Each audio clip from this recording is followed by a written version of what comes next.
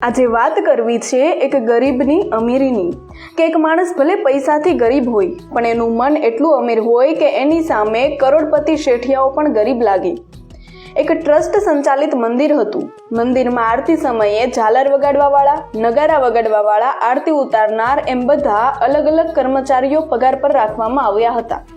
આરતી સમયે એક યુવાન છોકરો ઝાલર વગાડતો હતો અને સાહેબ એમ કહેવાય કે આરતીમાં એટલો બધો રંગાઈ જતો કે ક્યારેક ઝાલર વગાડતા વગાડતા હાથમાંથી લોહીની ધારા થવા લાગતી, પરંતુ આ છોકરાને એનું કોઈ ભાન ના રહેતું। એટલો બધો એ મોજમાં આવી જતો। એમ કહેવાય કે આરતીની શોભા આ છોકરાથી વધતી હતી। પરંતુ સમય જતાં એવું બને છે કે ટ્રસ્ટીઓએ નક્કી કર્યું કે ભણેલા હોય એને નોકરીમાં રાખવા અને અભણને નોકરીમાંથી કાઢી મૂકવા। એટલે ટ્રસ્ટીઓએ તે છોકરાને બોલાવીને કહ્યું, બેટા કાલે સવારે તું આવે ને એટલે તારા સર્ટિફિકેટ લેતો આવજે। છોકરો પૂછે છે કે શેના? તું ભણ્યો એના બેટા? અને છોકરાએ શું જવાબ આપ્યો કે માફ કરજો વડીલ, હું નાનો હતો ત્યારે જ મારા માવતર ગુજરી ગયા। પાડોશીએ મને મોટો કર્યો, મેં નિશાળનું પગથિયું પણ જોયું નથી। ટ્રસ્ટી છોકરાના હાથમાં તેનો પગાર પકડાવીને કહે છે, તો આલે બેટા તારો અત્યાર સુધીનો પગાર, કાલથી તું ના આવતો, કેમ કે અમારા ટ્રસ્ટે નક્કી કર્યું છે કે જે ભણેલા હોય એને જ મંદિરમાં કામ પર રાખવાના છે અને તું અભણ છો એટલે બેટા તું કાલથી નોકરી પર ના આવતો। છોકરો કહે છે, અરે વડીલ મારું ભણતર ના જોવો, મારું કામ જોવો અને મને અહીં જ નોકરી કરવા દો। ટ્રસ્ટી છોકરાની વાત માન્યો નહીં અને એને નોકરી પરથી કાઢી મૂકવામાં આવ્યો। છોકરાએ મંદિરમાં આવવાનું બંધ કરી દીધું, પણ એમ કહેવાય કે ત્યારે એવું લાગતું હતું જાણે મંદિરમાં મૂર્તિની પ્રાણ પ્રતિષ્ઠા વખતે વૈદિક બ્રાહ્મણોએ જે શ્લોક બોલીને પ્રકાશ નાખ્યો હોય ને એ પ્રકાશ લઈને આ છોકરો જતો રહ્યો હોય। એક દિવસ, 2 દિવસ એમ દિવસો વીતતા ગયા, પણ એમ કહેવાય કે દરરોજ આરતીમાં આવતા વડીલોને આરતીમાં મજા નથી આવતી। 4-5 વડીલો એકબીજા સાથે ચર્ચા કરે છે કે ઓલો છોકરો કેમ નહીં દેખાતો હોય। આ વડીલો સામાન્ય નહીં પણ કરોડપતિ હતા સાહેબ। એક દિવસ, 2 દિવસ, પણ ચોથા દિવસે વડીલોથી રહેવાયું નહીં એટલે એમણે ટ્રસ્ટીને પૂછ્યું કે આરતીમાં જે છોકરો ઝાલર વગાડતો હતો એ હમણાંથી કેમ નથી દેખાતો? કે બહાર ગામ ગયો છે, બીમાર છે? તો કે ના એવું કંઈ નથી, પણ અમે એને નોકરી પરથી કાઢી નાખ્યો। કેમ? તો ટ્રસ્ટી કહે છે કે અમારે એક નિયમ હતો, ભણેલા હોય એને જ રાખવાના અને એ છોકરો અભણ હતો એટલે અમે એને કાઢી નાખ્યો। તે 5 વડીલોએ ટ્રસ્ટી પાસેથી તે છોકરાનું સરનામું લીધું। હવે ખાસ સાંભળજો હો। આ શેઠિયાઓ તે છોકરાનું ઘર શોધતા શોધતા તેના ઘરે ગયા। એમ કહેવાય કે જે ઝૂંપડપટ્ટીની ગલીઓમાં શાકભાજીની લારીઓ પણ નહોતી નીકળતી ત્યાં 4 વ્હીલો દાખલ થઈ। આવીને જોયું તો એક નાની એવી ઝૂંપડી હતી। છોકરાએ આ શેઠિયાઓને જોયા। છોકરો ઓળખી ગયો, આ તો આરતીમાં આવતા હતા એ જ વડીલો છે। શેઠિયાને જોતા જ છોકરો દોડીને તેમની પાસે ગયો। પધારો પધારો શેઠ, કેમ બાપા આજે અહીં ભૂલા પડી ગયા? ના બેટા ભૂલા નથી પડ્યા, તને મળવા માટે જ આવ્યા છીએ। આરતીમાં કેમ નથી આવતો બેટા? છોકરો જવાબ આપે છે, મને કાઢી મૂક્યો છે શેઠ। એટલે તું પગાર માટે ઝાલર વગાડતો હતો?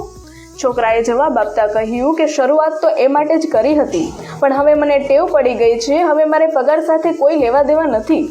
અરે શેઠ, શરૂઆત તો પગાર માટે કરી હતી, પણ હવે હું મંદિરમાં ઝાલર ના વગાડું ત્યાં સુધી મને ભૂખ નથી લાગતી। 3 દિવસથી મેં કંઈ ખાધું નથી। શેઠિયાએ કહ્યું, બેટા તારા વગર અમને પણ આરતીમાં મજા નથી આવતી એટલે અમે તને મળવા આવ્યા છીએ, પણ ભલે ને તને કાઢી નાખ્યો હોય તો પણ તું આરતીમાં તો આવી જ શકે ને? છોકરાએ શું જવાબ આપ્યો? હે શેઠ, આવી તો શકું, પણ જો હું આવું ને તો ટ્રસ્ટીઓને એવું લાગે કે આને પાછું કામ પર રહેવું લાગે છે, પણ હું એવી પેઢીનું સંતાન છું કે હવે કોઈની સામે ઓશિયાળો ના બની શકું, માટે હવે હું ત્યાં ન આવી શકું।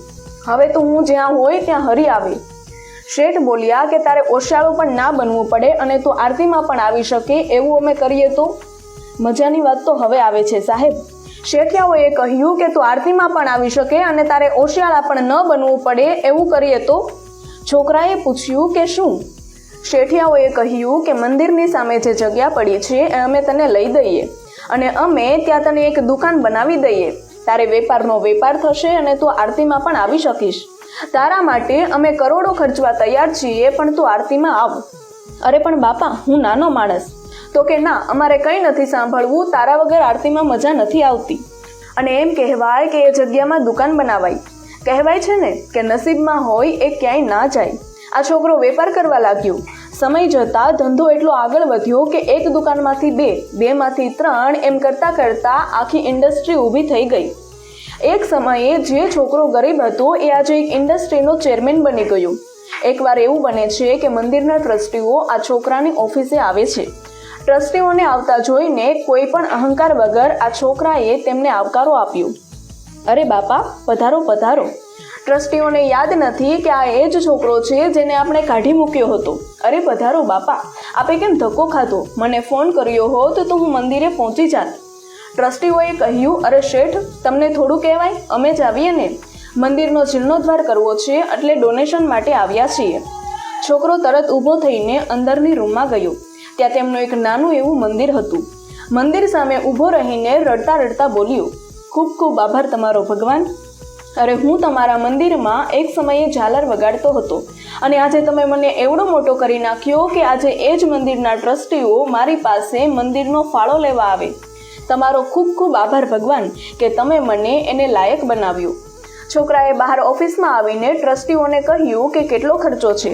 અરે શેઠ, ખર્ચો તો 3-4 લાખનો છે, પણ બીજા ઘણા બધા ડોનરો છે. પણ શેઠ, તમે જે પહોંચી શકો એ આપો. ત્યારે છોકરાએ જવાબ આપ્યો કે મંદિરના જીર્ણોદ્ધારનો જેટલો પણ ખર્ચો હોય ને એ મારી પાસેથી લઈ જાજો. મારી સિવાય બીજા કોઈ ડોનરો પાસેથી પૈસા ના લેતા. હું તમને અત્યારે જ ચેક આપી દઉં છું. મેનેજરને બોલાવીને ટ્રસ્ટીઓને ચેક આપવાનું કહ્યું. હજી તો જ્યાં મેનેજરે ચેકમાં રકમ લખી ત્યાં ટ્રસ્ટીઓએ તેના હાથમાંથી ચેક લઈ લીધો. મેનેજર કંઈ બોલે એ પહેલાં તો તેઓ પેલા છોકરા પાસે ગયા અને કહ્યું, લ્યો શેઠ, સહી કરી દો. શેઠે જવાબ આપ્યો, અરે સહી તો મારો મેનેજર જ કરશે. એ મારો મેનેજર નહીં, મારા પરિવારનો જ સભ્ય છે.